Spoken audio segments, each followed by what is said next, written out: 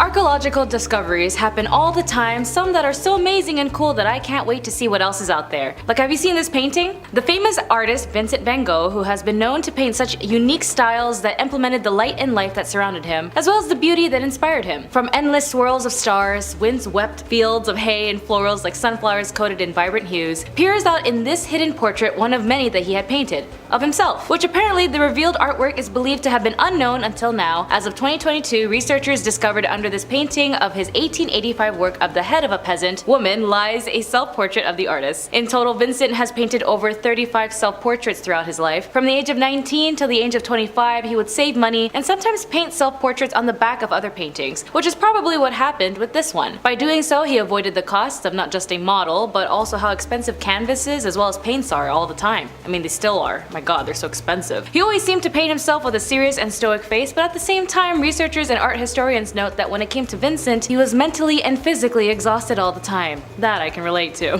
As for this painting, he seems to be wearing a straw hat, which he does eventually paint again in an 1887 painting of himself with the same hat. Either way, when it comes to artistic paintings and historical analysis of them, there's a story to everything a person makes. As well as like this gold mask that dates back over 3,000 years among hundreds of relics, the golden mask of Dui was discovered alongside its other companions by a farmer in 1920. Weighing up to 100 grams, it was likely that this archaeological find would have been part of a larger bronze head than a singular object. It dates back to the Shang dynasty, which came to an end in 1046 BC. Alongside the golden mask uncovers up to 500 items including ivory relics, a jade knife, a ceremonial vessel, and other bronze figurines. As more excavations were made, they uncovered more relics, over 1,000 pieces and items were found, as well as another golden mask. Unsure if it was a separate piece of the other mask, but together marks a clear indication that they were from the same era and same material. Even the craftsmanship of the design, although different, has a similar intended markings and curvature of each crinkle within the metal. In total, since 1920, over 50,000 ancient artifacts have came to light, and although the Dui civilization is long gone, the people and life of this era marks an outstanding representation of the Bronze Era and civilization of China, East Asia, and even the world. Cave of Altamira is also known as the home of the prehistoric cave art located near the historic town of Santilla Ana del Mar in Cantabria, Spain. Featuring a charcoal drawing and paintings of contemporary local fauna and human hands, the earliest paintings were applied during the Upper Paleolithic around 36,000 years ago. The site was discovered in 1868 by Modesto Cubillas alongside the striking quality of its polychromatic art. Altamira's fame stems from the fact that the paintings were the first European cave paintings for which a prehistoric origin was suggesting and promoting that Sautuola, who studied the cave relentlessly, published in his research with the support of others like Juan de Villanova y Piera in 1880 to initially public acclaim, but the public opinion of the research led to bitter public controversy among experts who researched the prehistoric origins of the paintings on the ground that prehistoric humans must have had lacked the sufficient abilities for abstract thought. But turns out, as more prehistoric caves filled with similar paintings and designs around Franco-Cantabrian region debunked the controversies, proving in human immigration, integration, constant moving and settling placed these human artists in motion everywhere. The Dead Sea Scrolls were discovered by a group of Bedouin teenagers tending to their sheep in 1946 in Palestine. Qumran, also known as the West Bank, one of the Palestinians named as Mohammed Al-Thib, were walking around the Dead Sea tossing rocks when one of the rocks knocked the opening off a cliffside, revealing a cave filled with jars. These large clay jars contain leather and papyrus scrolls, and antiquities dealers bought the cash, which basically ultimately ended up in the hands of various scholars who estimated that the texts were upward of to 2,000 years old. After word of the discovery got out, Bedouin treasure hunters and archaeologists unearthed tens of thousands of additional scroll fragments from 10 nearby caves, and in total making up between 800 to 900 manuscripts. The origins of the texts include mixes of languages including Hebrew, Aramaic, as well as an ancient Paleo-Hebrew alphabet that thought to have fallen out of use in the 5th century BC. In addition, several texts featuring translations of the Hebrew Bible into Greek, which Jews used instead of the additional of Hebrew at the time of the scroll's creation. One fascinating thing about the manuscripts of Qumran is a copper scroll consisting of 2 rolls of copper, which was found in cave number 3. The scrolls consisted of copies of biblical and apocryphal literature, the writings of the sect, including the commentaries, the rule of the community, the scroll of the war of the sons of light against the sons of darkness, and the Damascus document. The Dead Sea Scrolls constitute one of the major archaeological discoveries of the 20th century. They incorporate the earliest known manuscript of the Bible, as well as other important historical documents describing the life of the Essene community. At the same time, they are also the main source for the study of the history of Palestine, as the Dead Sea Scrolls have shed a light on Judaism and the root of Christianity on the shore of the Dead Sea. The Aztec calendar stone is another historical and important archaeological find that holds a lot of significance to the ancient civilizations, like the Aztec people. The stone is not therefore in any sense a functioning calendar, but rather an elaborately carved solar disc which, for the Aztecs and other Mesoamerican cultures, represented rulership. The stone was discovered in December 1790 CE in the Central Plaza of Mexico City and now resides in the National Museum of Anthropology in that city. The stone would originally have been laid flat on the ground and possibly anointed with blood sacrifices. When it was discovered, the stone was laying flat and upside down, perhaps in an attempt to prevent the final cataclysm, the fall of the fifth and final sun. As the Aztec world fell apart following the attack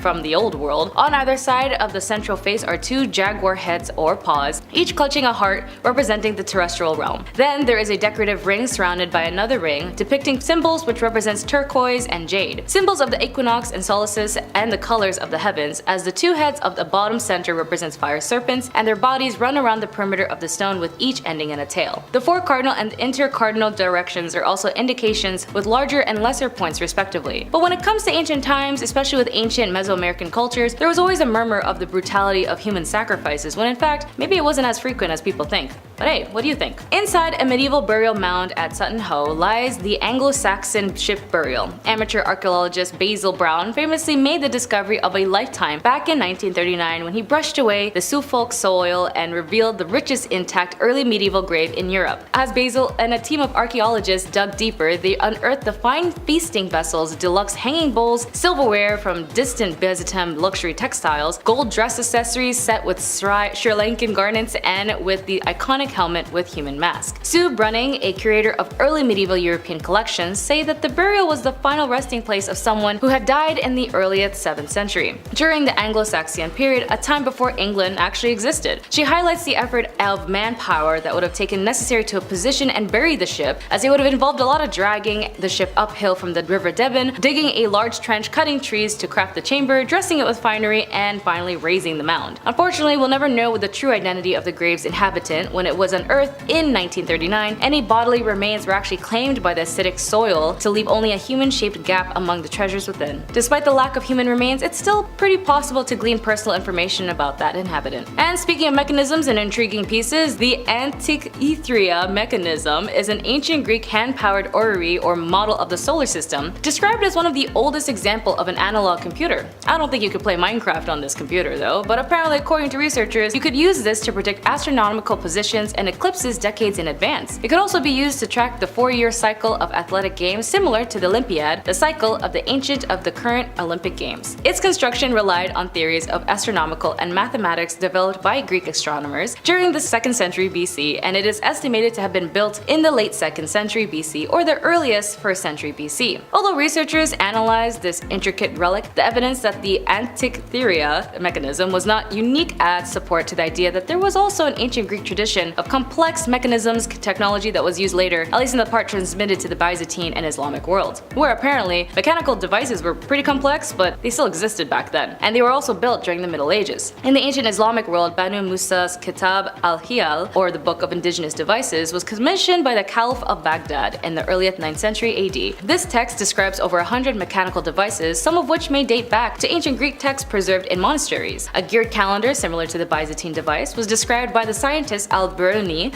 around 1000, and a surviving 13th century astrolabe also containing a similar clockwork device. It is possible that this medieval technology may have been transmitted to Europe and contributed to the development of mechanical clocks there. Even in the 11th century in China, Su Song constructed a mechanical clock tower, as well as pointing positions of some stars and planets which were shown on a very similar mechanical rotated sphere. The Rosetta Stone was also one of the many archaeological discoveries that surprised many around the world. The stone have even helped aid translators as it played a crucial role in deciphering ancient Egyptian hieroglyphics. Discovered by a French soldier named Pierre-François Bouchard in July 1799 during a French campaign in Egypt, located the stone in modern-day Rashid in Nile Delta, also known back then as Rosetta. The Rosetta Stone contained inscriptions in 3 scripts: Greek, Egyptian hieroglyphics, and a script known as Demotic. The Rosetta Stone remains one of the most visited and well-known artifacts in the British Museum, attracting millions of visitors each year. But many Egyptians want their artifacts back, as most, if not majority of the pieces stores in museums like the one in the British museums were stolen from their land and as tourist extractions, then allowing Egyptians to proudly decide what to do with their stuff because it's from their ancestors, you know? A wedding ring, which holds a lot of significance in many cultures in today's modern age, was also discovered by a man by the English countryside as he was trying his hand at becoming a metal detectorist, where he stumbled upon a gold and diamond medieval wedding ring on his second attempt. David Board's astonishing find, which was believed to be a scrap of metal, told the news outlets, which was back in 2019 but came to public attention, that this was the sale at Nunes. The piece of the jewelry features two entwined bands to symbolize marriage and the union and an introverted diamond. Inside the band is a medieval French inscription that reads Leo vos tien vos tenez le moi, which translates to I hold your faith, hold mine, according to the auction house. The ring sold up to £38,000, which apparently is $46,000, on November 29th, and maybe people might find more things as they start looking, but with some discoveries you might not have to dig so much. As an example, when it came to the Moai statues known as the Eastern Island heads are pretty iconic. The purpose of the Moai statues is to believe to be both religious and cultural, as they likely represent ancestors, chiefs, or other important figures in the Rapa Nui society.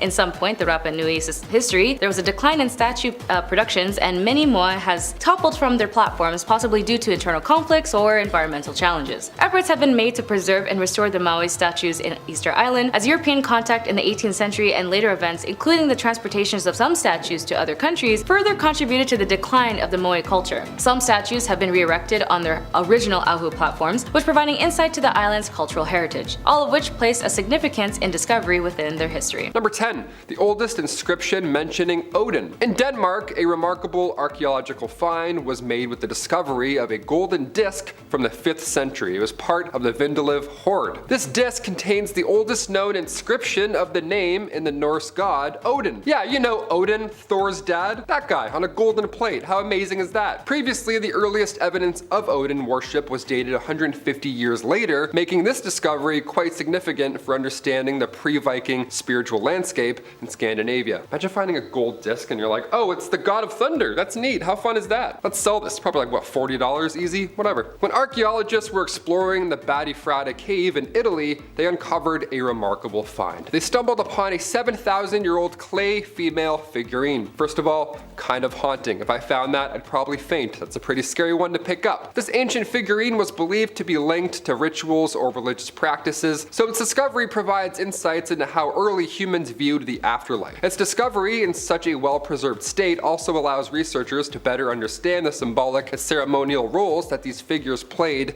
in their communities. I'll admit it looks quite alien. It's the size of a tree ornament, but the history behind this figurine is quite large. In Bavaria, Germany, archaeologists discovered an exceptionally well-preserved Bronze Age sword that continues to shine even after 3,000 years. Imagine that. This remarkable find was unearthed in a burial site where it was likely placed as a grave good, highlighting the high status of said individual. The sword's pristine condition and exquisite craftsmanship illustrates the advanced skills of Bronze Age Europeans. Also, imagine finding a sword. How cool is that? It's like a childhood dream come true. This is like something you'd find in Elden Ring. This one is crazy. In the town of Freising, Germany, a medieval skeleton with an iron prosthetic hand was discovered. Yeah, old Bones Jones here met his fate a very long time ago. Experts concluded that he was alive somewhere between 1450 and 1620. Quite old. Imagine digging up medieval medical technology. How amazing is that? The use of a prosthetic hand suggests a relatively advanced understanding of bodily mechanics and an ability to manufacture functional aids, which indicates that disability was both acknowledged and accommodated to some extent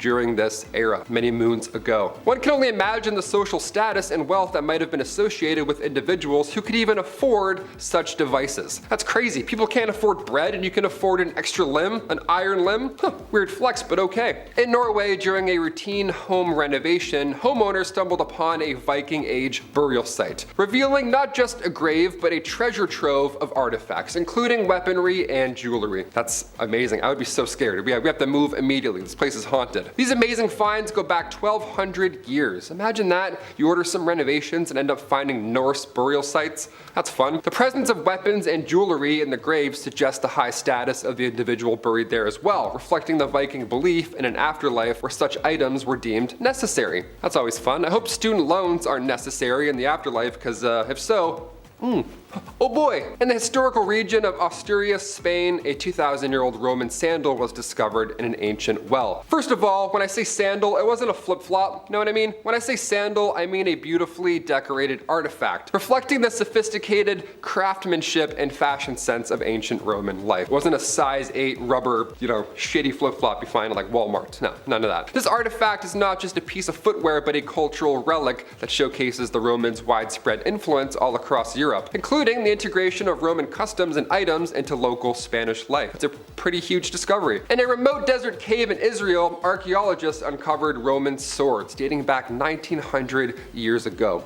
Yeah, we found swords, just a bunch of swords. That's nice. This discovery is massive. This provides a concrete connection to the Romans' military in the region, illustrating their reach and influence during the height of the Roman Empire. The well-preserved state of these swords suggests that they were possibly hidden or lost during military maneuvers or conflicts in the area. Also, these finds not only highlight the strategic importance of the region within the vast Roman territories, the presence of these weapons in a desert cave underscores the challenging conditions Roman armies faced while enforcing Rome's frontier policies and engaging with diverse cultures all across the empire. You had to hide your swords while you're doing your job. Probably a lot of shit going down. Fiddler's Theater, come on down. It's just me and you. What a weird name for this weird thing. Excavations in Rome revealed the remains of the Theatrum Neroni, a private theater used by Emperor Nero, previously known only through texts. Now, this discovery provides a physical context, of course, to historical accounts of Nero's reign. Always fun when you find that. I thought Nero was a brat when he made a palace for his horse,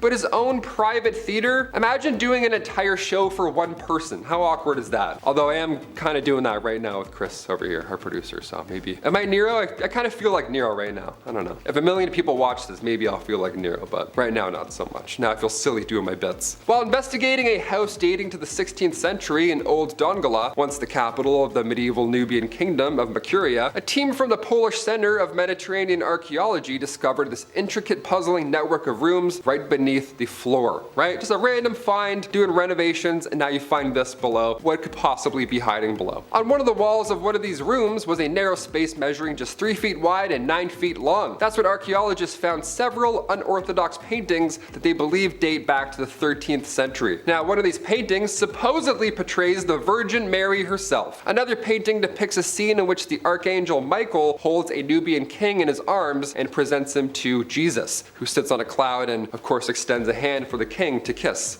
You know, that kind of art. It's pretty deep. I don't know what to tell you. This is very uncommon for Christian art. Usually, Christian art does not show us interactions or contact between mortals and immortals. So what could this have possibly meant? It's pretty loaded. I don't know. Jesus is floating on a cloud. He's like high-fiving another king. He's dapping him up. It's art. It's whatever you want it to be. Last year was a breakout year for archaeological discoveries. It's no surprise that our last entry on our list today is as crazy as it gets. But before we finish up here, click that thumbs up and subscribe. Gotcha, let's keep going. A Kentucky man was doing some yard work when he accidentally unearthed a crop of Civil War era coins that were tucked away in his cornfield, all of which that have already been sold at auction. So no, you can't get your hands on any of them. Too late, pal. It's intriguing to read about treasure troves being found in these cornfields because it's proof that you never know what you can find. Get out there and go look around. You might find paintings of the Virgin Mary. You never know. I know you can do it. Go find some paintings. Number 10, Postit Notes. In 1974, a man named Spencer Silver, a chemist at 3M, accidentally created a weak adhesive while attempting to develop a super strong adhesive. This unique adhesive had the property of sticking well to surfaces but could easily be removed without leaving a residue. Initially, Dr. Silver and his team struggled to find a practical application for the seemingly weak adhesive, and it wasn't until 1974 that a colleague of Dr. Silver, Art Fry, found a practical use for the adhesive. These early versions of the Postit Notes were initially called Pressed and Peel. Postit Notes have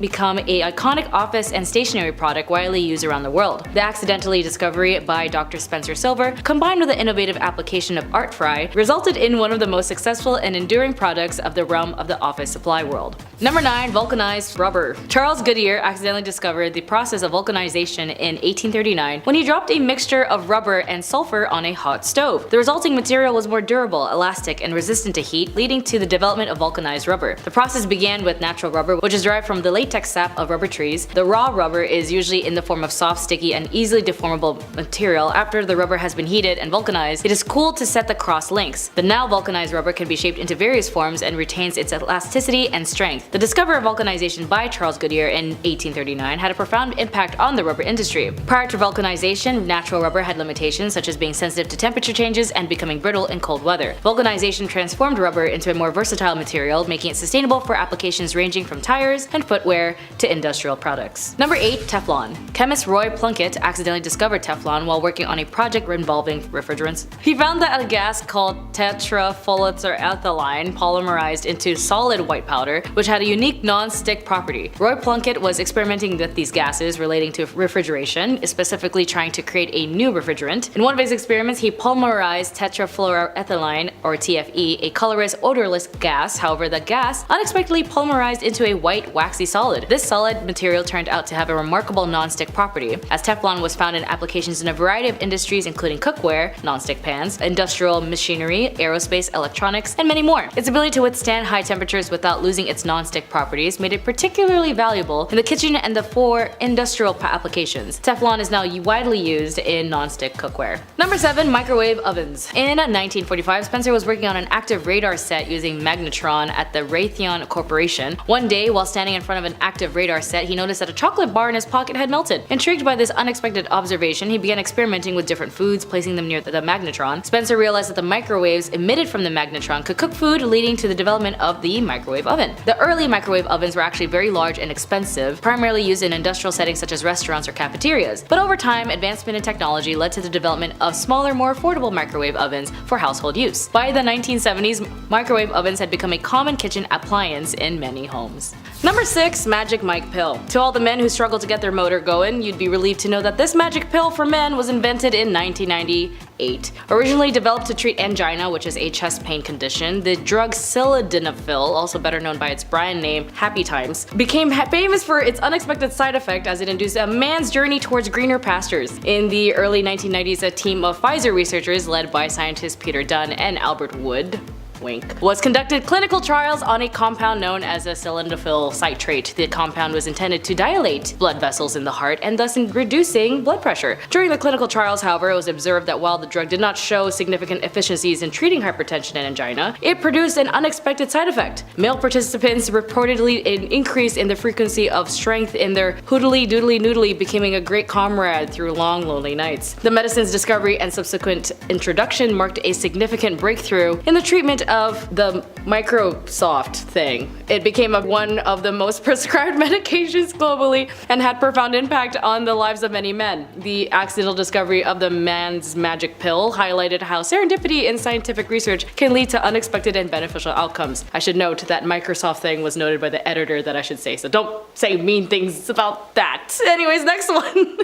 Number 5. Xrays. X-rays was discovered by the German physicist William Röntgen in 1895. Röntgen's discovery was accidental and occurred while he was conducting experiments with a cathode ray, a type of radiation produced in a vacuum tube. Röntgen noticed that while a cathode ray struck a screen coated with a fluorescent material, the material emitted a nice glow. This phenomenon was expected and had been observed before. During his experiments, Röntgen observed that even while he was covered the cathode ray tube with a thick, light, tight cover, a nearby screen coated with a fluorescent material continued to glow. And this was unexpected because the cover was thought to block all forms or known forms of radiation. Röntgen realized the potential of applications of this new radiation for imaging and the internal structures of objects, including the human body. He produced the first X-ray image capturing the skeletal structure of his wife's hand. The image showed the bones as well as her wedding ring. In December 1895, Röntgen publicly announced his discovery of a new kind of ray, X-rays. Number 4. Radium. Radium was discovered by Marie Curie and her husband Pierre Curie in 1898. Marie and Pierre Curie were studying the radioactive properties of uranium ores, specifically and particularly in a pitch blende also known as uranite. They discovered the radioactivity of the ore exceeded what could have been explained by the presence of known radioactive elements like uranium and thorium. Shortly after isolating polonium, an element both Curies named in honor of Marie Curie's homeland Poland, the Curies continued their research on a pitch blende and identified another highly radioactive substance. The Curies continued their research on pitch blende and identified another highly radioactive substance. In December 1898, they announced the discovery of radium. The name radium is derived from the Latin word radius, meaning ray, emphasizing its strong radioactive properties. Marie Curie's groundbreaking work on radioactivity, including the discovery of radium and polonium, earned her the Nobel Prize in Physics in 1903, shared with her husband, of course, as well as Henri Becquerel, shared with her husband Pierre Curie and Henri Becquerel. In 1911, she received a second Nobel Prize, this time in chemistry, for her discovery of radium and polonium in her investigation of their properties. Radium was initially used for various purposes, including luminescent paint for clock and watch dials, medical treatments, and scientific research. However, the health hazards associated with the radium exposure were not fully understood at the time, leading to an occupational and public health issue in the decades that followed.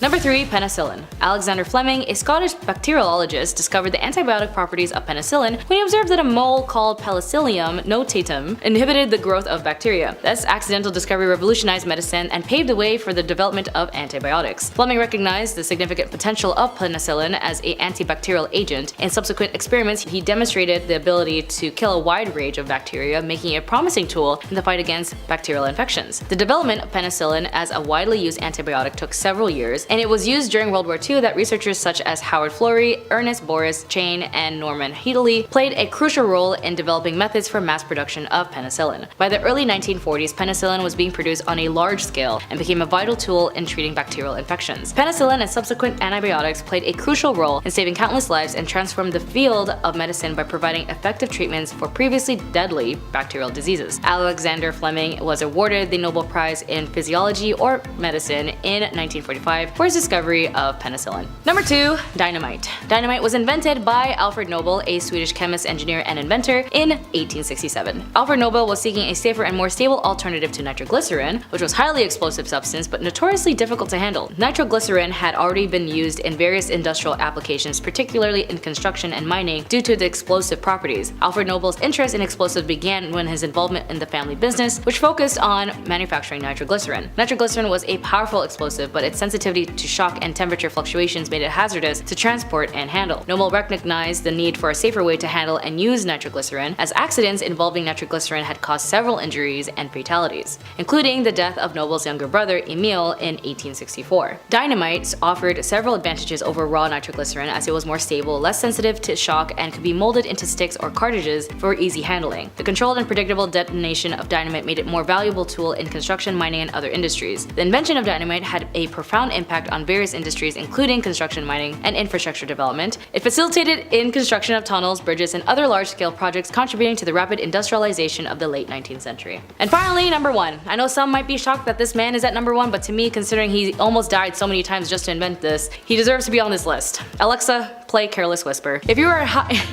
in high school band or just had a hobby like Lisa Simpson, you'd be happy to discover that your favorite central magical hornet was made by a man named Aduli Sax. But Aduli Sax was actually the most accident-prone man you can think of. At one point, he was struck on the head by a brick, had burns from a gunpowder explosion, accidentally swallowed a needle, fell down a flight of stairs, fell onto a burning stove, fell onto a hot cast iron pan, nearly drowned in a river, and accidentally drank some sulfuric acid. Because why not? But despite the chaoticness of his life, he was in love with music, and he wanted to make a jam that combines woodwind instruments as well as horns. And while he was trying to remix the bass, clarinet, and other instruments, he was finally able to make the one and only saxophone. All while also getting lip cancer and recovering. But then he finally died from pneumonia, and thanks to him, no matter what life threw at him, he gave us an amazing and popular instrument that had struck a lot of inspiration to jazz, classical, and general popular music everywhere. We're gonna start with the latest and the greatest. Number 10 is the latest Sakara discoveries. So on January 26th of 2023, after a year-long excavation of the notorious Sakara necropolis, 2 ancient tombs that date back to the 5th and 6th dynasty of the Old Kingdom are unveiled to the public. Zahi Hawass, who isn't my favorite person to cite, gave a statement on one of the mummies found. Kanohe de Defy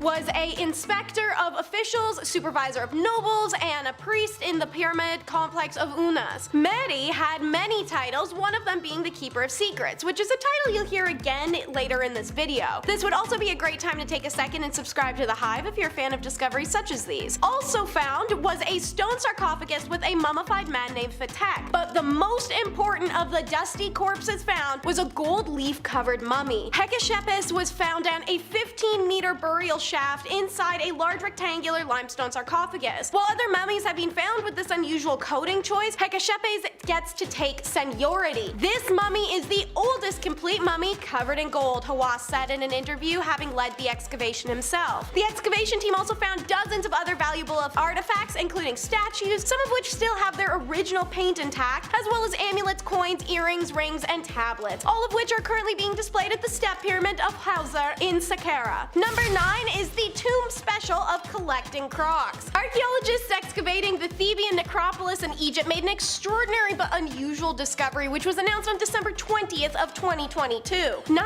crocodile heads placed inside 2 tombs belonging to high-ranking nobles. Archaeologist Patrick Chudzik told the Newsweek that the discovery was the first of its kind, as crocodile remains have never been discovered inside the tombs of Egypt, despite usually being found inside of temples or special catacombs. Dr. Chudzik explains, in our case, things are different. Firstly, only the heads and not the entire bodies of these Nile reptiles have been deposited in these tombs where we work. Secondly, they were not mummified, only wrapped in linen. There is a significant difference in this, as no preservatives were used. Finally, the remains were found in the tombs of humans, not catacombs of sacred animals. The tombs belong to 2 top officials during the reign of the pharaoh Nehefetre Mentuhotep II. One being the Chancellor Cheti, a high official, but the occupant of the second tomb is actually still anonymous to us. Placing of the crocodile heads in the tombs, according to Dr. Chudzik, certainly was unusual, but not entirely unprecedented. He believes that earlier researchers paid scant attention to such finds that depict cultural practices but weren't treasures,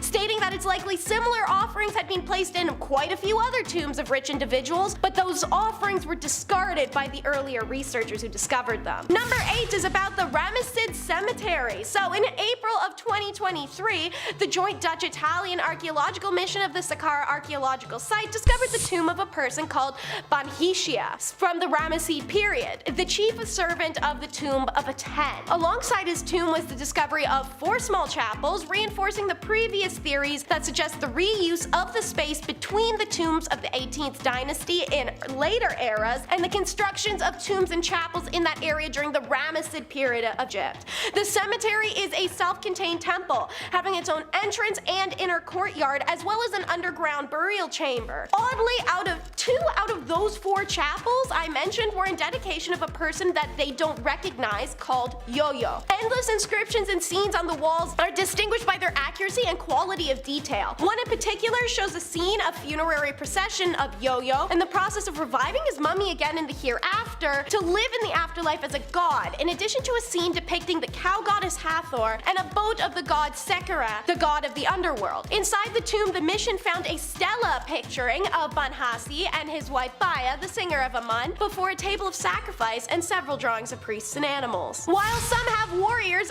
others have the terracotta inscriptions, which is number 7. The Egyptian Ministry of Tourism and Antiquities announced another discovery in Sakara, March 17th, 2022. As the title of the video reveals, it's very obviously tombs, specifically 5 of them. All burials date to either Old Kingdom or the first transition/intermediate period, roughly 4,700 to 4,000 years ago. All belong to top officials and dignitaries from respective time periods and are in good state of preservation. Hieri, one of the top nobles of the court, had a well-defined pathway leading to his burial room, with the walls adorned with engraved pictures of many funeral scenes painted in bright terracotta and sandstone. Artistically, the colors of the paintings are considered royal colors by officials. Grave number 2 belonged to the wife of a man named Yart. Meanwhile, grave number 3 belonged to a person named Babi Farahafe, who used to occupy several important court positions, namely supervisor of the Great House, the chanting priest, and the cleaner of the house. The 5th cemetery is a man called Hanu, who had many titles, such as the mayor, and the 6th grave, however,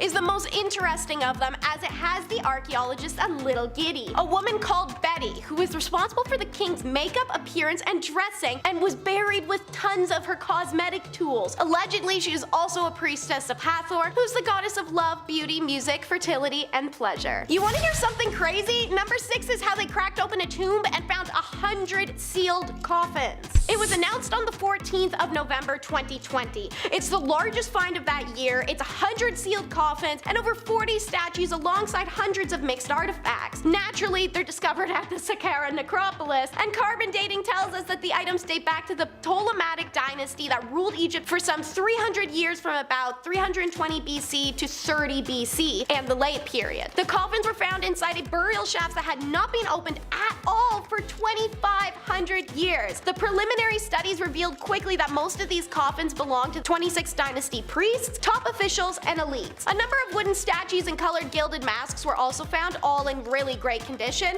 and 28 of the statuettes are Patagonian, the main god of the Sakara necropolis. But there's one very special and unusual statue in this tomb, a bronze statue of the god Nefertiti. The statue is inlaid with valuable precious stones. We're talking red agate, turquoise, jade, and lapis lazuli. It is 35 centimeters tall and has the name of its owner, Vasco Nunes, engraved in its base like Andy in Toy Story. I mentioned telling y'all about another keeper of the secret, so that's exactly what number 5 will be. This impressive tomb complex belonged to Xrays, a priest and official who was once the most powerful in Egypt, aside from the pharaoh, of course. It was found during an excavation of an unfinished pyramid that's adjacent to 2 extensive necropolises, but the identity of the builder or even the name of the unfinished site is still unknown. On a mission to gain that information, the Czech team were working on the site for only 2 weeks when they made their remarkable and unexpected discovery. The burial complex contains a tomb but also a series of other rooms, and one holds a cult chapel which serves as a magnificent example of Old Kingdom architecture. In the tomb room, however, there's a limestone coffin and a statue of Xrays, which has been somewhat miraculously preserved in its original location, according to the Czech Institute of Egyptology's report. It even still had some of its original paint. So, the statue is also a source of context in the tomb, revealing the name of Xrays and his many titles for us. Based on the inscriptions from the tomb, he was also the sole friend of the pharaoh. This tomb has provided experts with many new insights on the 5th dynasty era. The discovery of the statue in the tomb was dramatic, as it proved in Old Kingdom at least, they did place statues of the dead in their own tombs. Sadly, this is one of those times where grave goods were looted centuries ago, so not much else remains. For number 4, we'll learn about ancient Photoshop. Thanks to new X-ray scanning methods as announced July 13th of 2022, we now know that some of the pharaoh's paintings have been subtly edited over time. Traditionally, the analysis of ancient Egyptian paintings has been conducted in controlled laboratory environments or museum premises. This new study has instead pioneered a groundbreaking approach. Instead of taking the painting to the lab, bring the lab to the painting. You preserve history, you aren't stealing crap you shouldn't, and nobody gets cursed for tampering. I see nothing but wins here. So the findings focused on 2 paintings from the Ramy period, which were discovered in tomb chapels located near the Theban necropolis. Through the application of X-ray technology, the team scanned specifically a painting of Ramesses II, unveiling hidden details imperceivable to the naked eye. Previously, scholars speculated the painting depicted the pharaoh grieving the loss of his father. However, the latest scan of the portrait challenges the interpretation, as Ramesses can be seen beneath a cult canopy before the enthroned Ptah. Additionally, there's adjustments to the crown and other royal items in the portrait of Ramesses II, and he's currently depicted wearing a Wexek collar, which was not historically used during his reign. Underneath that new layer of paint is the original painting of a Shebu collar. These modifications likely reflect shifts in the symbolic significance of these elements over time. This finding suggests that ancient Egyptians continuously adapted their artistic expressions to convey evolving cultural and religious ideologies even when pharaohs had passed. This next tomb is a bit more recent and a bit more strange. Number 3 is Pet Cemetery. May 28th of 2023 marked the completion of the 6th excavation season in the Sakara. They had announced their latest finding, 2 humans and an animal embalming workshop, as well as 2 tombs of notable officials and their wives, all conjoined together. According to the press release from the Egyptian Ministry of Tourism and Antiquities, the structures date back to the 30th Pharaonic dynasty to the Ptolemaic period around 2400 years ago. The newest discovered animal embalming workshop was constructed with mud and limestone floors. A number of the rooms and halls were found to contain a large number of pottery, linen, animal embroidery, and different animal burials. Researchers found one room stockpiled with bronze tools used specifically for animal mummification processes, and varying sizes of stone beds used to mummify the most sacred of animals. And then they found the similar room but for humans. So large stone beds ended in gutters to facilitate associate the mummification process with the collection of clay pots nearby to hold entrails and organs, as well as a collection of instruments and ritual vessels. Analysis later determined that the chemical residues discovered in these tombs were a mixture of fragrant or antiseptic oils, tars, and resins, according to the ministry. When all of these paints and resins are brought together, including the damar tree resin and the enmi oil, the researchers figured out, quite unusually, that the raw materials were imported from Asia and other regions of Africa. How did we manage to find a queen we didn't know we lost, but we're still out searching for Nefertiti and Cleopatra? Irony of life. Number 2 is unearthed but unknown. What are the chances that on the 100-year anniversary of unearthing King Tut's tomb, archaeologists discovered hundreds of tombs and mummies buried in Giza? This genuinely happened on November 4th of 2022, and even crazier, it's attached to a pyramid of a never-before-known ancient Egyptian queen. So, to quote Zahi Hawass, most burials known in the Sakara previously were either from the Old Kingdom or late period. Now we have 22 interconnected shafts ranging 30 to 60 feet, all with New Kingdom burials. AKA, this is an unusual but incredible find. Buried within these shafts, archaeologists found huge limestone sarcophagus alongside 300 beautiful coffins, Hawass said. The coffins have individual faces, each one unique, distinguishing between men and women, and are decorated with scenes from the Book of the Dead. Each coffin also has the name of the deceased and often shows the 4 sons of Horus who protected the organs of the deceased. This shows that mummification reached its peak in the New Kingdom, still quoting Hawass. Some coffins have 2 lids, and most amazing coffins so far had the mask of a woman made completely of solid gold. In addition, they found a pyramid commemorating a previously unknown queen. We have since discovered that her name was Neith, and she had never before been known from historical record. It is amazing to literally rewrite what we know of history, adding a new queen to our records. While much of the life of the real Queen Neith still remains unknown, the discovery of her pyramid is likely to provide significant insight into her role. This tomb's discovery was far grander than that of Tut's, yet war overshadowed its discovery, making it back page news. Well, today it gets its rightful attention as number 1. It's the Silver Pharaoh. To start some context, in ancient Egyptian culture, gold was considered the flesh of the gods, while silver was believed to be their bones. Gold was abundant in ancient Egypt, making silver more valuable as it had to be imported from Western Asia and the Mediterranean. Okay, now story time. So, amidst the chaos of the Second World War in Western Europe, a French archaeologist found the world's most fabulous tomb. At the world's worst time. As said, the discovery is largely overshadowed despite its magnitude, somewhat understandably as European societies preoccupied with escalating conflict. What amped the magnitude of this find was that the pharaoh was entombed in a solid silver coffin, a massive testament to immense wealth and power that we've never seen in another Egyptian tomb since. Bonus points for the silver anthropod coffin being found in a pink granite coffin, which in turn was encased within a plain granite sarcophagus. Unlike Tut's body, however, Montet only ever found a pile of bones, black dust, and funerary items like the gold mummy board and a spectacular gold mask that would have covered the pharaoh's face and given Tut a run for his mummy. Get it? This loss sadly was from groundwater seeping in through to the mummy, and most of the wooden items entombed also deteriorated over time. Nonetheless, Montet was able to recover several non-perishable items such as canopic jars and shabatis, along with precious objects inside the sarcophagus, treasures that rival Tut's in their worth. When considering the wealth of the objects found in Susin's tomb, along with the duration of his reign, it appears that a reassessment of the situation in Egypt during the 3rd intermediate period, or at least during the reign of Sunised, the Silver Pharaoh, is long overdue. Number 10 will be the Patagonian Giant. As you'll soon learn, the Europeans concocted many stories of debatable origins when exploring remote and exotic places, because why not? Nobody else had ever been there except them, so if they want to say there was an island full of dog-faced men or one-eyed people, which is a real thing one chronicler tried to claim, then they could. The story of the Patagonian Giants is a great example of this that's still dicey in history. It comes from the famous Ferdinand Magellan expedition, which was his attempt at being the first explorer to have circumnavigated the globe. Ferdinand was not, in fact, the first to do so, but that'll be a later point in the video. So, in the 1520s, near today's coast of Porto San Julian, Argentina, Ferdi and his crew were anchored when, to quote their chronicler Antonio Pigafetta, "We saw a giant who was on the shore, quite naked, who danced, leapt, and sang. Our captain sent one of the men towards him, charging him to leap and sing like the other in order to reassure him and show him friendship. They were able to interact with the man, and they met a few others of these giants, all of which were proclaimed to be over 8 feet tall. After befriending these giants, Magellan supposedly tricked one of them into boarding a ship and stole the man. The giant was later baptized and named Paul, but he died during the fleet's long crossing of the Pacific Ocean. Historians believe that the giants were a member of Telehuche, which was a naturally tall native to southern Chile and Argentina. The voyage that the poor giant died during would have been, as said, across the Pacific Ocean, which is number 9. Vasco Nunes de Balboa of Spain had been in the New World for years, including an unsuccessful stint as a planter and pig farmer in Hispaniola.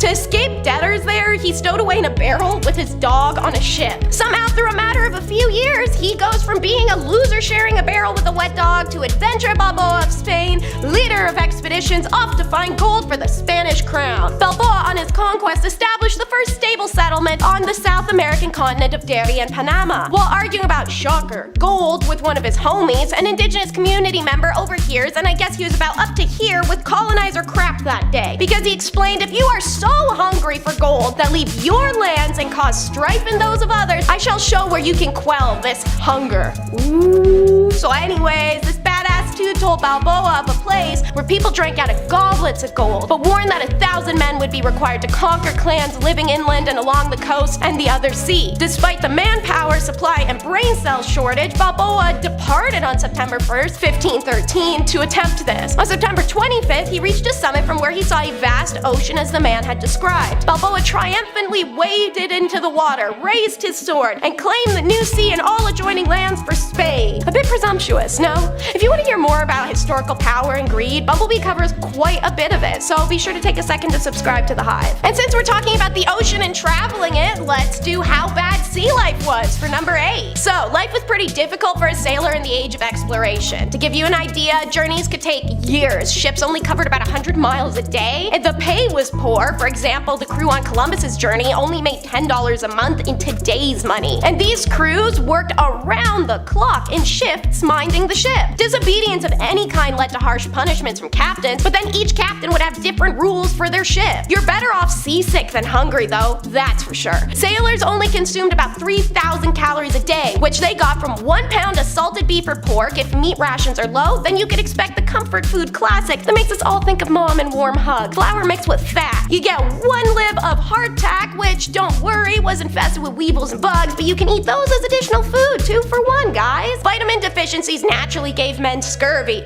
rotted teeth and gums, open sores, and even mental breakdowns. It was common to lose 50% of a crew to that disease alone. But if the diet didn't kill you, there were plenty of other things that could. Sailors had 1 set of clothes that were rarely washed because they thought dirt and grease provided protection from wind and rain. Lice, rodents, and foul drinking water spread typhoid. Ships could be dangerously cold, and fires were only allowed in calm weather, but then the lack of fresh air below deck could still cause carbon poisoning. And what was discovered to be of use on this journey was the Colombian Exchange. Point number 7. The Colombian Exchange refers to the exchange of diseases, food crops, and populations between the New and the Old World following the voyage to the Americas by Christopher Columbus in 1492. During this time, new metal supplies, both precious and functional, are discovered and exchanged. The Old World gained new staple crops such as tomatoes, chilies, cacao, peanuts, and pineapples, which are now culinary centerpieces in many Old World countries, namely Italy, Greece, India, Korea, and more. Tobacco, another New World crop, was so universally adopted that it even became a substitute for currency in places. The exchange not only brought gains, though, it also brought massive losses, as you would later discover. Dolbins writes that before the invasion of peoples in the New World by pathogens that evolved among the inhabitants of the Old World, Native Americans lived in relatively disease-free environment. Before Europeans initiated the Colombian exchange of germs and viruses, the peoples of the Americas suffered no smallpox, no measles, no chickenpox, no influenza, no typhus or parathoid fever, no diphtheria, no cholera, no bubonic plague, no scarlet fever, no whooping cough, and no malaria. That is a pretty awesome track record, so go indigenous Americans. That no bathing habit of the Europeans had brought diseases to a previously isolated community that had no disease immunity, causing devastation beyond that even of the Black Death in 14th century Europe. On the subject of disease, a terrifying one was discovered during this age. Number 6 is itchy and burning. While there's an obvious grocery list of diseases that the Old World brought to the New, there were very few examples of diseases being spread from the New World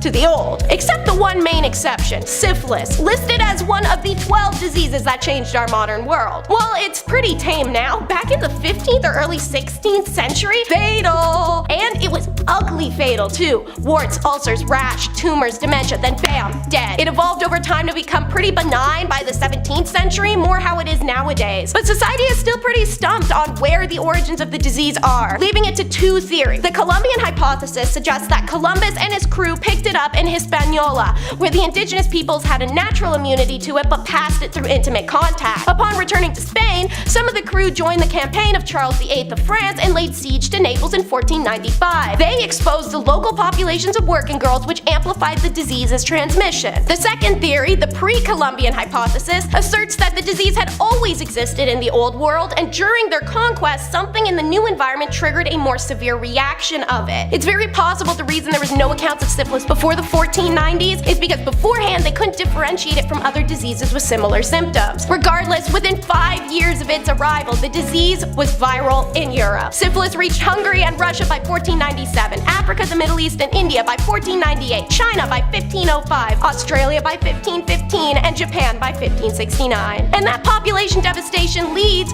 to the worst of mankind, which is number 5. Regarded as a glorious era by Europeans, it couldn't be anything less of a nightmare for African and indigenous populations, who were the largest sacrifice of this conquest. The disease killed the indigenous peoples too quickly for the colonizers' liking. Upwards to 80 to 95% of the indigenous population was gone within the first 100 to 150 years following 1492. They had been using us for forced labor, and the colonizers weren't about to farm their own land or build their own houses, and now there's labor shortages. So they decide to steal people from another continent. A demand for labor was met with the stealing and forced movement of over 12 million Africans during the 16th to 19th century. The first transatlantic voyage delivering captured African peoples to the New World, specifically Brazil, was completed in 1526. They would become the first of the estimated 4.9 million Africans transported to Brazil over the ensuing 3+ centuries, more than any other country in the world. To give a comparison, about 400,000 were shipped directly to North America. Often overlooked is the role of New World forced laborers. Whether it was indigenous or African, it went well past agriculture. Yes, it's planting and harvesting coffee, tobacco, coca, sugar, and cotton, but it's also the dangerous mining of precious metals, cutting timber for ships, constructing infrastructure, and domestic servants. The oppression of these two groups, their cultures and religious beliefs, has led to damage we're still undoing. Intergenerational traumas, political battles, social rejection, the list goes on. Education on this subject, no matter how uncomfortable it may be to hear sometimes, is absolutely crucial. Number 4, we take a look into the monstrous maps they used to navigate these high seas. The soldiers, sailors, and merchants and other adventurers who adventured into uncharted seas and land encountered beasts they'd never seen,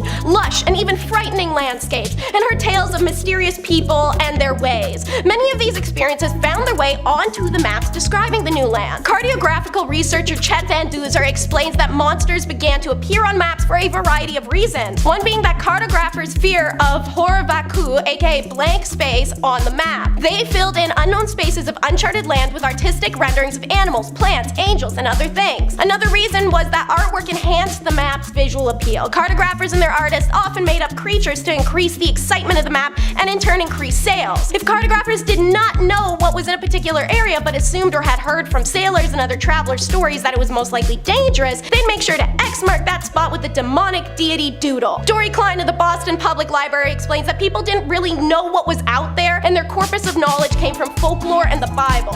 In that world, monsters could very well be real, and they were just part of this supernatural landscape. The beasties took on many forms: physical, geographical, and fantastical. Maps of unknown lands of the globe were marked with volcanoes and shipwrecks and megafauna and winged beasts, treacherous shores, leviathans, horned creatures, and giant squids. And it was on many maps you could find the Mystery King, who will be number 3 on the countdown. The motivation behind about 90% of the Portuguese exploration that inaugurated the Age of Discovery was the one mysterious dude named Prester John. Not to be that guy, but that literally sounds like a name made up on the spot. And that's what people have been trying to figure out for centuries. Was this guy real? The Portuguese hoped to find this legendary, immensely wealthy king who was rumored to rule over an advanced Christian kingdom in the east, as they wanted to form an alliance with him against the Muslim Crusaders.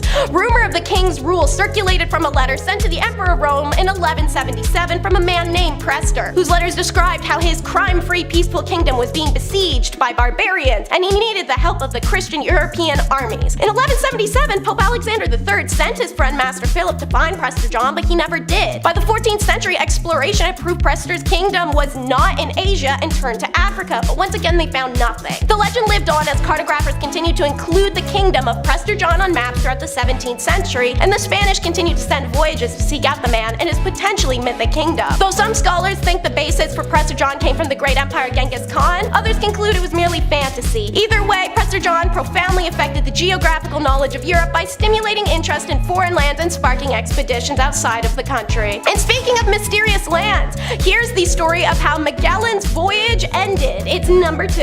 Although it was never officially part of his mission and it cost $0 to mind his own business, Magellan took great pains to convert all the indigenous people he encountered to Christianity by whatever means necessary as usual. The most notable example came in April of 1521 in the Philippines, where he baptized King Humabon of Cebu along with thousands of his subjects. Magellan's religious fervor became so strong by the time he'd reached the country, he threatened to kill chieftains that resisted converting to Christianity and making their community do so as well. When a king named Lapu-Lapu refused to convert, Magellan's men barricaded families into their home and burnt the village on the island of Macan. Magellan, determined to have his way, later returned to the island with 49 men and demanded Lapu-Lapu yield to his authority. The king refused, disgusted and fed up, and decided it was throwdown time. Magellan is killed just so fast. He's struck by a spear and then descended upon by a mob of islanders that hack him to death. In the Philippines, where he's remembered accurately as a tyrant, the Battle of Mactan is reenacted every April 27th. His sudden death is the reason Magellan cannot be cited as the first man to circumnavigate the globe. While he organized the voyage and negotiated the treacherous South American strait across the Pacific, credit for the successful trip should also go to the mariner Juan Sebastian Elcano, who commanded the return voyage of the Victoria. And now for number 1, I'd say one of the scariest discoveries is explorers and their eerie endings. So obviously, I just told you about Magellan, there's gonna be some more. Encouraged by the Spanish crown to discover more islands, Ponce de Leon followed rumors that he had heard from indigenous Puerto Ricans about an island called Bimini, home to a magical spring whose waters kept you youthful forever. It led him to Florida, where he failed to find the fountain of youth, but a poison arrow found his thigh. Remember Balboa, who's found an ocean as if they're hard to miss?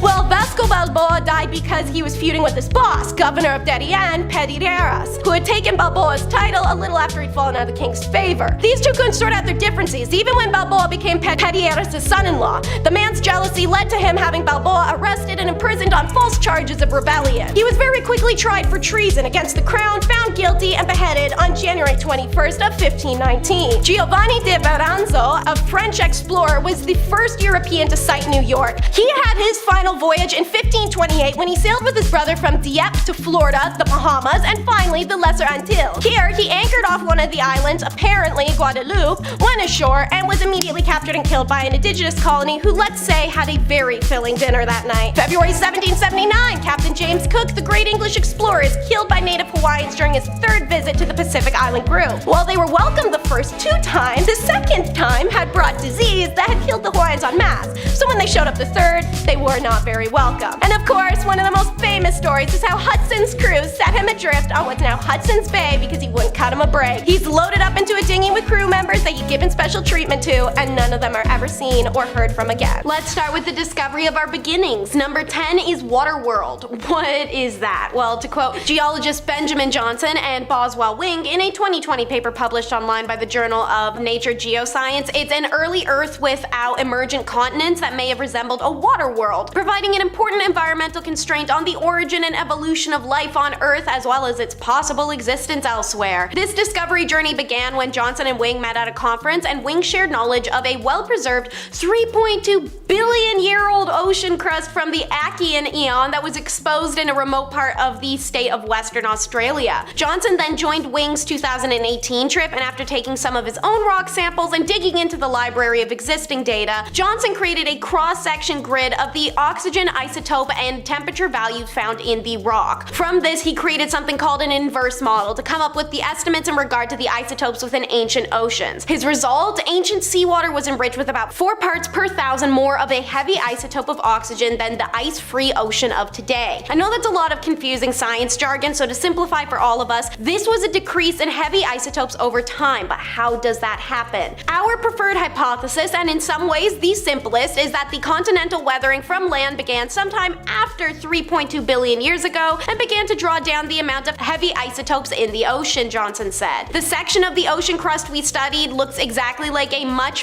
younger ocean crust, aka Earth all these billions of years ago was a water world of submerged continents. Consequently, Johnson said these models inform us about the environment where life originated and evolved. Without continents and land above sea level, the only place for the very first ecosystems to evolve would have been the ocean. Pretty sick start, right? Well, let's look at a secret that's making the ocean sick. Number 9, the human waste. It's genuinely heartbreaking to know that water is from which we came, from which we survive, yet it's the chosen territory that faces an onslaught of human destruction. Thus, why not all discoveries that come from the ocean are ancient relics and unique civilizations. Some deep sea discoveries are just ghastly. Scientists uncovered a massive underwater waste dump off of Los Angeles near Catalina Island in 2021. Hidden from the eye of the public, marine biologists had suspicions and unconfirmed sightings and reports of the waste field, though telltale footage and past records hinted at the magnitude of the last century's massive dumping campaign. The robots dropped in by the Scripps Institution of Oceanography using sonar technology to scour 36 acres of seafloor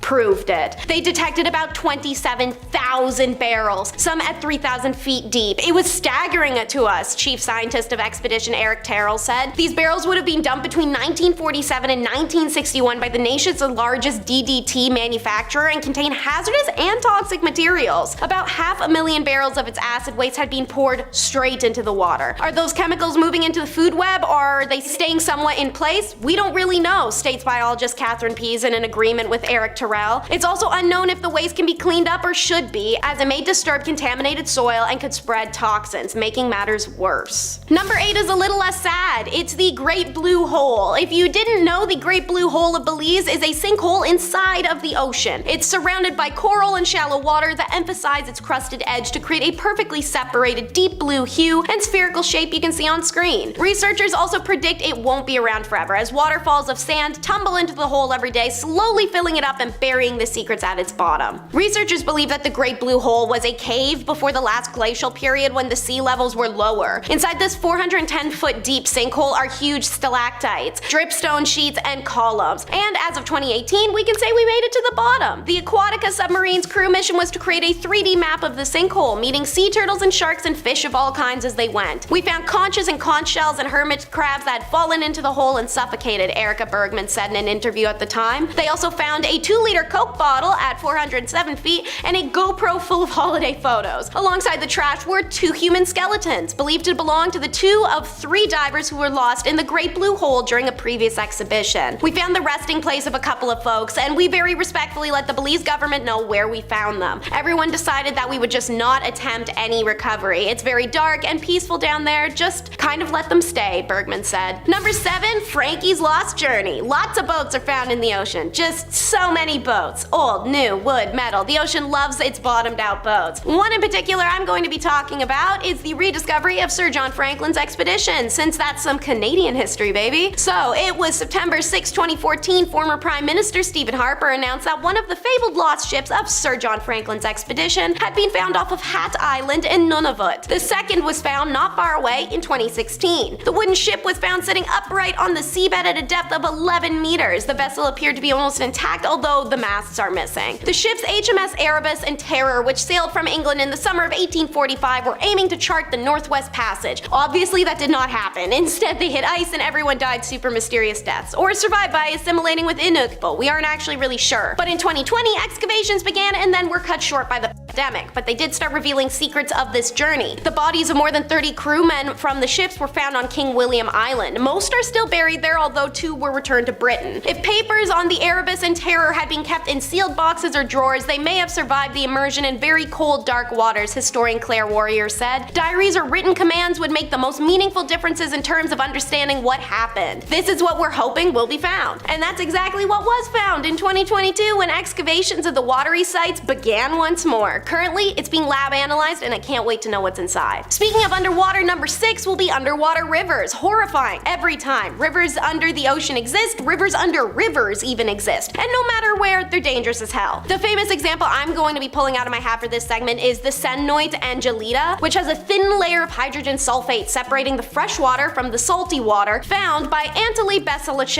and his group of divers around 2014. Up to 115 feet deep, the water is a sweetish flavor thanks to the layer of hydrogen sulfate, which is the result of a phenomena called haloclenia, which is made up of gases that have leaked out of decomposing trees and leaves that fall from the jungle into the cenote. This creates a false floor at the bottom, which can be traversed to reach a dark, otherworldly chamber that's full of the jungle detritus. However, the sea river phenomena are not something new. There's various underwater rivers worldwide, with one from the Black Sea being the most famous. The Black Sea River runs more than 100 meters deep in the ocean and technically could be considered the 6th largest river in the world. For number 5, we're heading into hot water. During the fall of 2021, deep sea expeditions in Mexico's Gulf of California, scientists aboard the Schmidt Ocean Institute vessel were marveled by vents spouting superheated fluid for over 2 miles beneath the ocean surface. Their mission was to find new or intriguing life forms, but instead they found what's essentially nature's own jacuzzi tub. The hot vents in this region, called hydrothermal vents, are especially unique. Deep sea vents, discovered only relatively recently in 1977, often emit dark, chemical, and mineral-rich fluids into the water. The visual created is like an undersea monster petrified in stone, earning them the nickname Black Smokers. But in this deep Mexican realm, the water is starkly different. It's clear, and that's thanks to the different materials and sediments coming from inside the earth out of these underwater vents. As seen in image, sometimes the hot fluid flows upwards like a reverse waterfall, which ultimately builds majestic spirals and mounds above the vent. It's the famous name on the list. Baltic Sea anomaly is number 4. Alien artifact or ancient something dumped in the sea. So in 2011, explorers found this oval-shaped object with mysterious markings on it on the ocean floor on the bottom of the Baltic Sea. It looks as if it's made a crash landing or at least being dragged some distance, leaving a path in its wake. It also evidently appears to have stairs. Seeing as its size and distinct visual make it obvious this is not a natural phenomenon, despite scientists trying to peddle crap about a glacier somehow making this. And now, aliens are confirmed. So I guess I have to obligingly consider that yes, maybe it was aliens. Maybe. I still believe arguably this was created by an ancient society and sank into the deep. When you look at the Baltic Sea anomaly, what do you think? Let us know in the comments. Number 3 is the mystery of the shipwrecked altar, because one of those things is kind of normal to find in the ocean, the other one definitely isn't. And yet here they both are, deep in the sea around the Aloian islands of Patarrilla, Lipari, and Panaria. This discovery was made in 2014, alongside more normal things like dozens of amorphae, plates, bowls, and anchors. But it's the exceptional terracotta altar on a pedestal containing decorative carvings of waves that stole the show. While historical sources have referred to sailors making sacrifices to the gods to ensure a safe journey, or give thanks for having navigated difficult passage, this is one of the first examples of an altar on a ship that may have been used for such purposes. Thrilled with the results, excavation leader Sebastiano Tusa said, "I have touched and seen dozens of ancient and modern wrecks in my long career as an archaeologist, but to be able to reach a wreck of a ship sunk 2,000 years ago, which is in the dark and in the silence of 130 feet deep,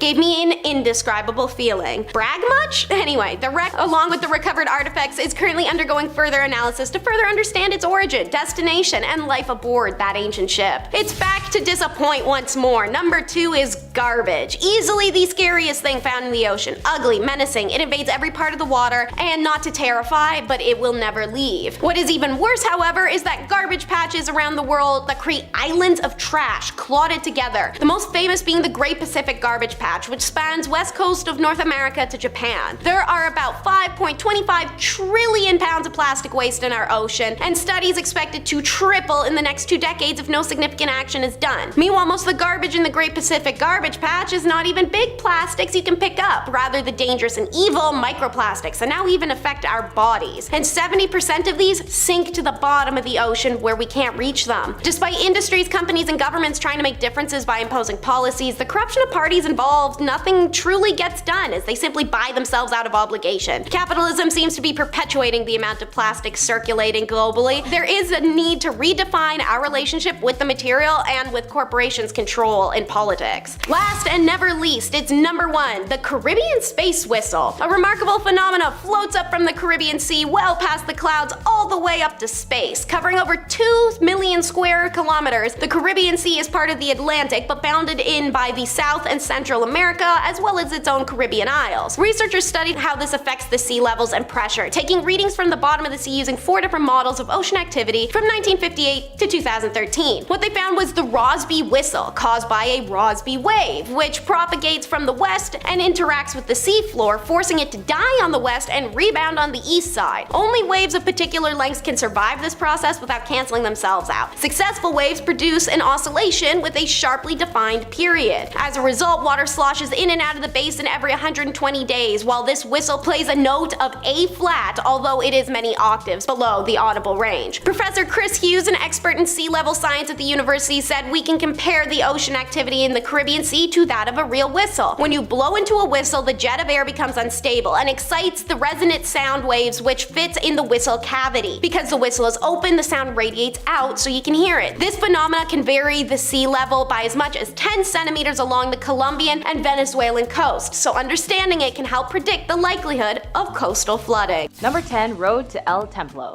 It's not Road to El Dorado, although it would be cool to assume the movie made by DreamWorks predicted the whole map with a snake statue leading Miguel and Tulio to the great city. But actually, in March 18, 2023, archaeologists were surprised to find a serpent sculpture which served as a guide from the El Templo in Yucatan, Mexico.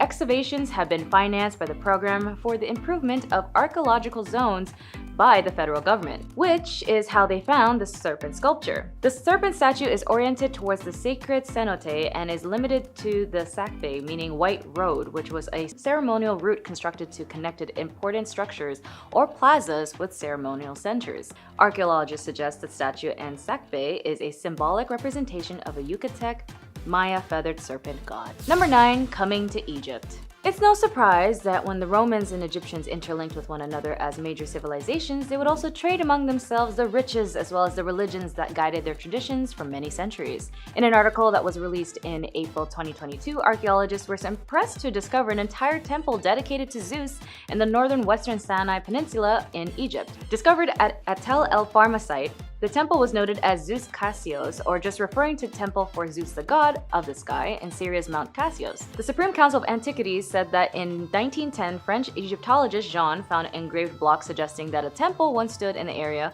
but it wasn't until recently until they noticed the columns that stood 25 feet tall and lintel had been used to build the temple's gate. Inscriptions indicate that the structure was renovated by Roman Emperor Hadrian during the early 2nd century AD. Roughly around 2020-2022, archaeologists had discovered a 1800-year-old gladiator arena in Turkey. Researchers used 200-year-old records to uncover a Colosseum-like area where gladiators and animals fought to the death in ancient towns of Masturara in western Turkey. The nearly perfectly preserved arena seems to be able to seat up to 15,000 to 20,000 fans. The amphitheater dates to around 200 AD during the reign of the Severan dynasty.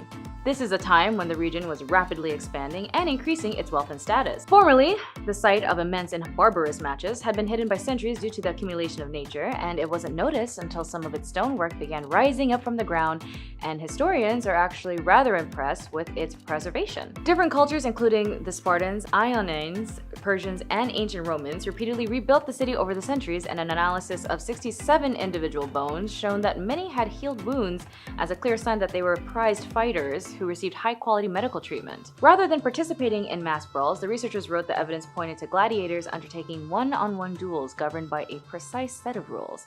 They planned to conduct geophysical surveys to learn about the portions of the buildings that remained underground, as well as use laser scans to recreate a virtual 3D image of the arena. Number 7, ancient graves of the Gaza. Just a little play on the words of the beautiful film Graves of the Fireflies. In 2022, Palestinian workers in the Gaza Strip have found dozens of ancient graves, including 2 sarcophagi made out of lead in a Roman-era cemetery, dating back as far as 2,000 years ago. These archaeologists describe this to be one of the largest cemeteries ever discovered in Gaza. They came across this site during a construction of an Egyptian funding housing project in the northern Gaza Strip, and ever since then, the crew have worked with the help of French experts. They had carefully and extensively looked over the site, as well as this area is home to 2.3 million people and has a rich history stemming from its location on ancient trade routes between Egypt and the Levant. The discovery of 60 graves at the site in January marked a major finding, and that number had gone up to 135. Researchers have studied over 100 of these graves, and all of these tombs have revealed a huge amount of information about the cultural material and also the state of the health of the vast population, pathologies from which this population might have suffered. The sarcophagi they discovered that was made up of lead even had featured designs of grapes, and the other one had images of dolphins. The discovery of lead sarcophagi here is a first and unusual for Gaza, and Palestinian archaeologists like Fadel al-Otul suspects that there might be some royal social elites buried around too. The skeletons discovered on site will be sent out of Gaza for further analysis, and the remains are set to return to the Hamas-led Ministry of Antiquities and Tourism. They really hope that they can tell the stories of the Gazans and help provide more of its archaeological sites, but time will tell if they can due to the pace of current developments. Number 6, they see me rollin' in Pompeii. Apparently it's a universal and historic norm for humans to show off their new whip when pulling up to the club. As for those living in Pompeii, they were no strangers to high-end society as well. In face of most of Pompeii's citizens, up to the disastrous eruptions that wiped out the entire city, were relatively aspiring to wealth, and both women and men had the right to personal wealth. Both genders were open to trade groups. Of course, some trades like political were more exclusive to men, and social groups could go from freedmen to merchants to political. Overall, the societal status of Pompeii was that of a very hustling and bustling normal city. And so with that being said, the satyr and nymph designs, ropes with flower decorations, and high iron wheels were all chariot characteristics during an archaeological exploration in Pompeii. The ceremonial chariot was considered a luxurious ride compared to others commonly seen during the time, about 2,000 years ago. To some scholars, they even noted that this ride is a Lamborghini chariot at the time, used to transport the elite to ancient events and festivals. The luxury and the amazing preservation of the chariot on the site left the archaeologists amazed. Number 5, Le Festin in Pompeii. Speaking of Pompeii, like all fancy restaurants, they all have their prized, renowned dishes that they all love to serve. And they don't just serve ratatouille, they actually serve rat to eat. According to this restaurant found by archaeologists, this food hotspot was known to serve honey-roasted rodent. Interestingly, there was excavations of goat, pig, and dog bones and snail shells, which shed more light on the restaurant's meat-rich and exotic menu. Experts believe prepared food would have been displayed in large dolia jars set in holes carved in the stone counter, kind of similar to today's takeout restaurants. And although there were no Uber Eats back then, you can definitely order this restaurant meal under Uber Eats now, because the good news is that this restaurant is actually open to the public, so explorers can discover the delicacies in the ancient Italian city. But no rat, I'm afraid, that's not there. The location also served a bit of a somber note as a gravesite during the eruption of Pompeii's Mount Vesuvius, as the body of the restaurant owner as well as other patrons were discovered in the excavation of the food joint. Number 4, shackled together forever.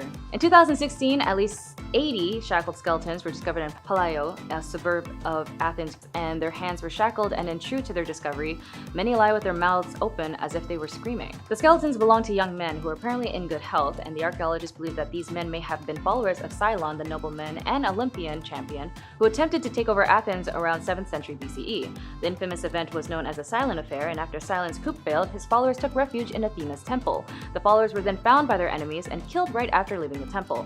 Pottery nearby the site helped archaeologists date the burials to the period where the coup took place. However, it is also possible that the skeletons belonged to slaves or criminals. Number 3, I'ma take a seat. 2005 was a fun time. It was the year Microsoft released the Xbox 360, YouTube had their first video uploaded, and Rihanna's Pon de Replay went off, and so did Nickelback's Photograph. And the best Star Wars movie, Revenge of the Sith, showed us who really had the high ground. But in Honduras, they found someone sitting upright underground instead. The position of the body, the structure of the tomb, and several unexpected artifacts suggest the interred individual was a political or priestly figure.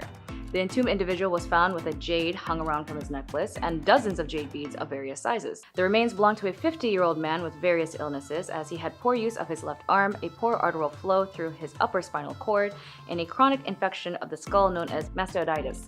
The tomb was also quite unexpectedly inside a temple far away from Coffins' ceremonial center, the Acropolis, where most important figures were buried. Number 2. Vampires in Poland. In 2013, graves were discovered during the construction of a new road near a town in Poland. The deceased had been decapitated and buried with their heads between their feet. Decapitation was believed to keep the dead from rising from their graves. Why? Because people back then in this era thought people were vampires. Archaeologists in various Slavic countries have found multiple examples of vampire burials. Others later discovered graves showcase other methods for keeping the dead from coming back. For example, the skeleton of a woman was buried with a sickle over her pelvis. Other skeletons were found buried with sickles over their throats so that they wouldn't have their head in case they rose from the grave. Other methods of burial found include burying the body upside down or with a brick in their mouth. Either way, as horror movies go, that's still a pretty intense image to think about.